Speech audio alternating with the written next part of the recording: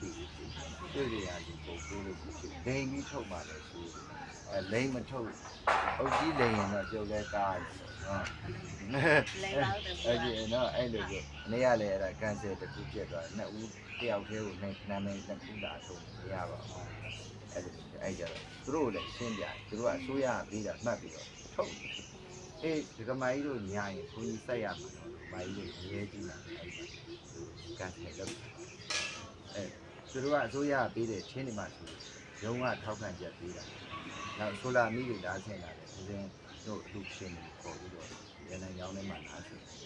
ဒါဒုတိယတစ်ဆင့်အခုတက်လာတာအိမ်ပြိုသွားတဲ့လူတွေရှင်းကောက်ခိုင်းထားပါလေတကယ်မျက်မြင်စစ်ဆေးပြီးတော့ကောက်ခိုင်းတာဖြစ်တယ်ကောက်ခိုင်းတာပထမဆုံးအိမ်ပြိုတဲ့လူတွေ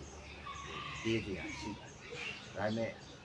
သူတို့ကဒီကဘယ်နှလုံးဆိုမှဝယ်လာလို့ရမှာလေနော်အနောက်မြို့တဲ့ကိုလည်းအခုပေါ်ထားပါတယ်နောက်မြို့တဲ့က69လုံးပြိုပါတယ်နေလို့ကိုမရအဲ့ဒီအတွက်ဒီနေ့စင်းရင်ကောက်ခိုင်းတာလုံးဝဥဒတိုင်းပြိုတယ်နေလို့ရတယ်အမိုးလေးတွေရှိသေးတယ်ထိုင်ဟိုဝင်းနေရလေးတွေအိမ်လေးတွေရိုင်သွားတာရွက်သွားတာလောက်ပဲရှိတယ်အနေငယ်ပြတ်တယ်အဲ့ဒီအတွက်ကနောက်မြို့တဲ့မှာအင်ဂျီအလုံး400ကျော်ပါအဲ့ဒီအတွက်ကဒုတိယ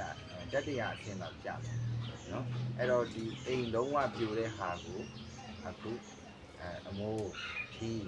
ခနက်ဘိုးကအင်ကြီးဆန်အစားစီအတောက်စီအစုံရေတန့်ကအဲ့ဒါမျိုးပေးပါတယ်